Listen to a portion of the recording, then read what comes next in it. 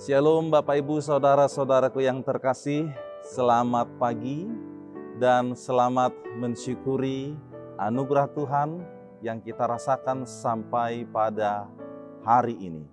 Mari kita kembali untuk memulai aktivitas kita, namun sebelumnya kita mendengarkan firman Tuhan, sebelumnya kita bernyanyi.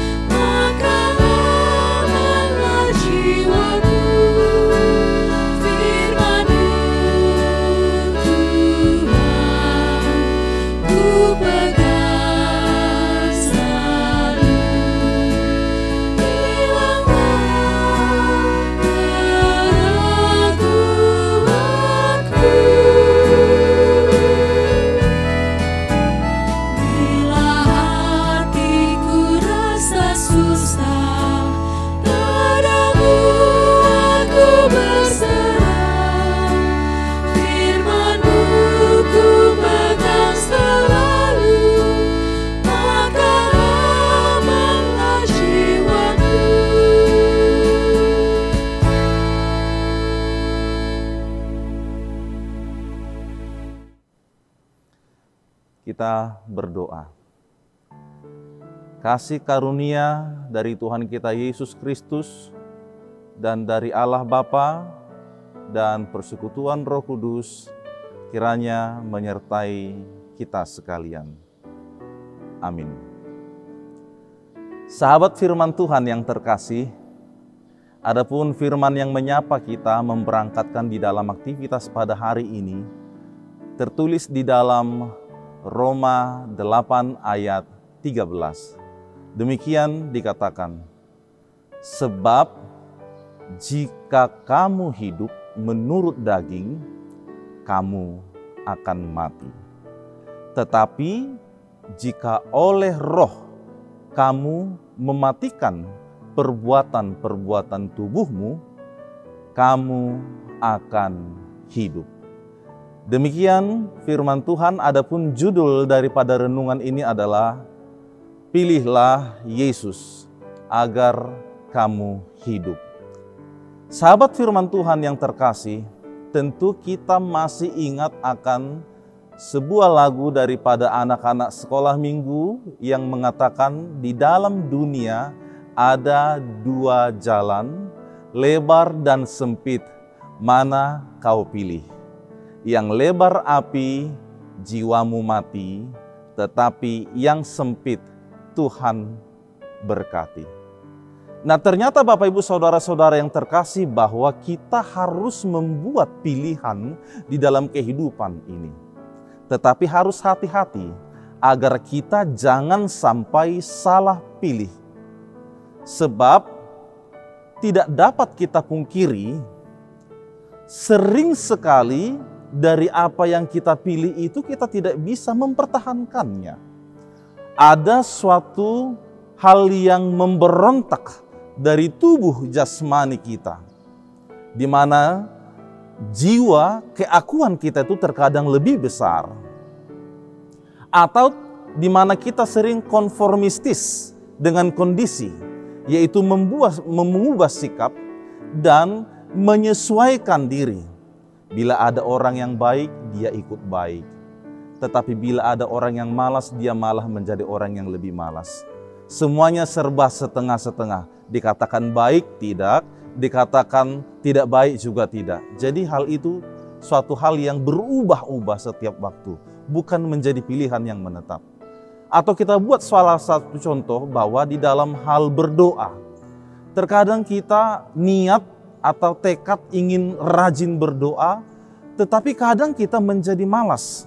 Kita mengatakan hal itu nanti saja. Akhirnya doanya tidak jadi-jadi. Parahnya lagi, bila hal itu menjadi suatu kebiasaan. Itulah pemberontakan jasmani yang sering muncul dalam diri manusia. Maka kita harus berhati-hati akan hal itu. Dikatakan dalam firman Tuhan, berjaga-jagalah supaya kamu jangan jatuh ke dalam pencobaan. Roh memang penurut, tetapi daging lemah. Itu dikatakan di dalam Matius 26 ayat 41. Oleh sebab itu saudara-saudaraku yang terkasih, maka hal ini yang harus kita tekuni di dalam kehidupan kita. Bahwa banyak sekali yang mempengaruhi, yang ingin merubah bagaimanakah kita sesungguhnya. Apalagi pekerjaan-pekerjaan iblis. Karena setelah iblis kalah kepada Yesus, maka dia mau menghasut kita. Dia tidak pernah berhenti untuk menghalang-halangi niat dan keinginan baik kita.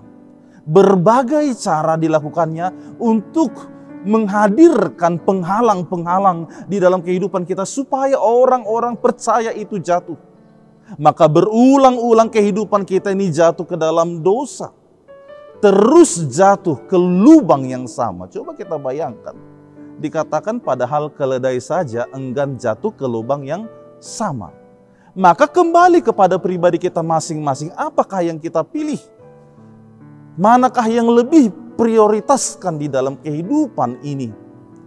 Jangan kita mengatakan kita berdoa, yes, ya saya berdoa. Tetapi yang namanya kejahatan terus berjalan. Setelah kita bersalah maka kita sadar. Kemudian kita mengatakan iblis itu yang jahat.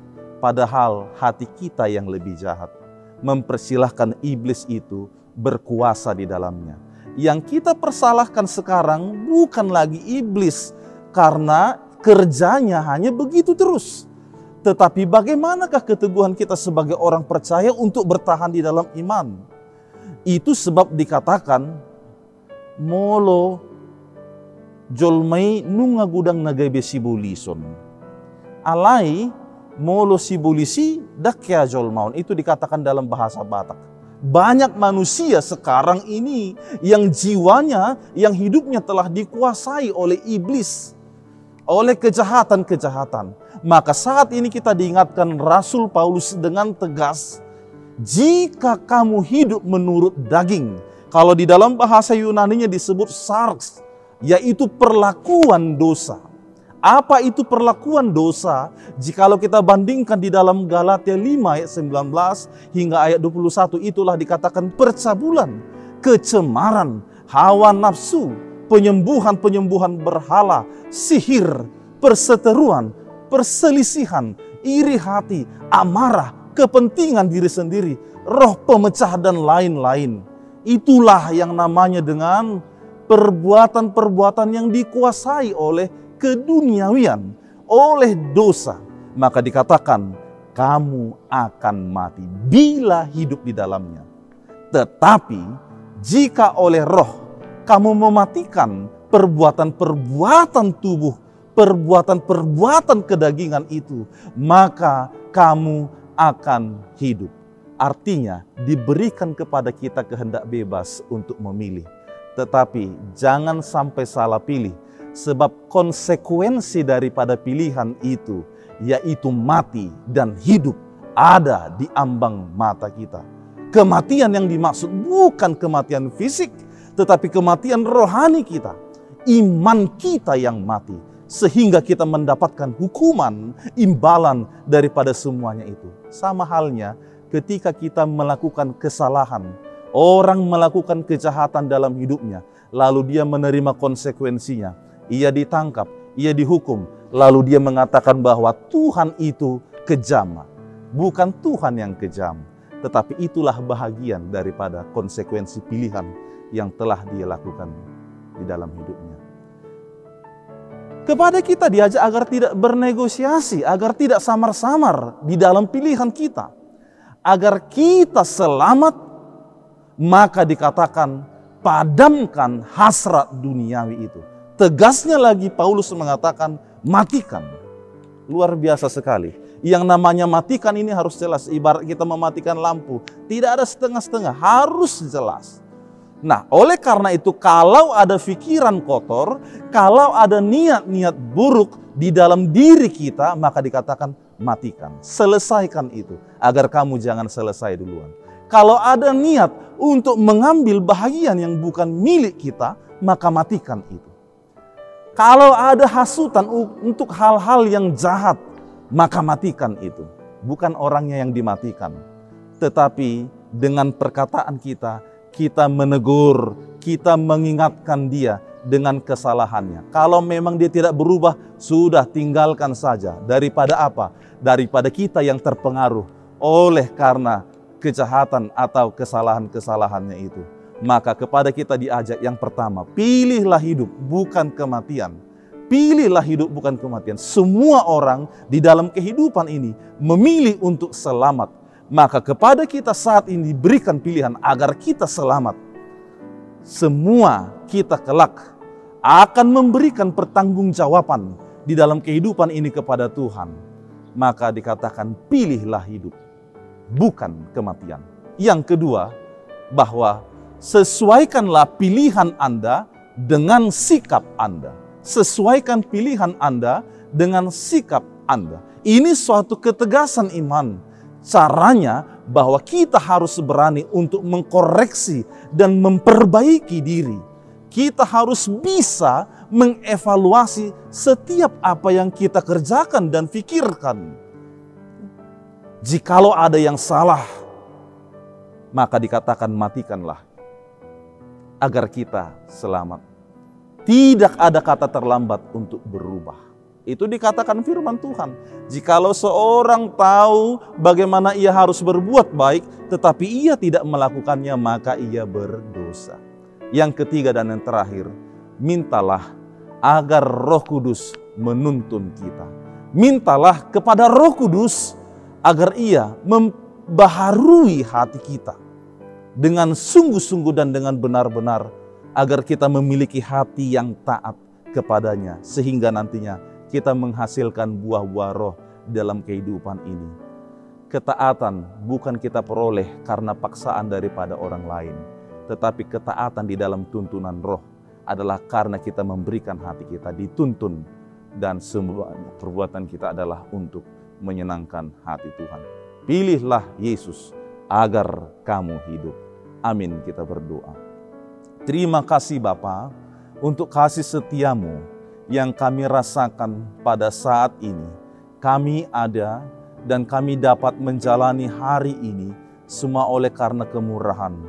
Terlebih-lebih kami sungguh bersukacita sebab firman-Mu menghantarkan kami agar memilih Engkau, memilih Yesus supaya kami hidup, bukan membiarkan kehidupan kami ditelan oleh berbagai hawa nafsu duniawi ini, tetapi supaya kami senantiasa dituntun oleh Roh Kudus-Mu, hingga pada akhirnya kami menghasilkan buah-buah roh di dalam kehidupan kami. Terima kasih ya Tuhan Allah Bapa kami di surga, sertailah kami senantiasa, kami akan memulai aktivitas kami, maka tuntunlah kami di dalam roh kebenaran yang daripada Tuhan, sehingga apapun yang kami kerjakan pada hari ini, nantinya kami akan melihat buah yang baik di dalam kehidupan kami. Berkati seluruh kehidupan kami masing-masing, seluruh jemaat-Mu dimanapun berada. Di dalam segala situasi dan kondisi yang kami hadapi, kami yakin dan percaya bahwa di sana Tuhan hadir beserta dengan kami, dan Tuhan senantiasa meneguhkan dan mengokohkan iman percaya kami terhadap Engkau. Di dalam nama Yesus Kristus kami berdoa. Amin.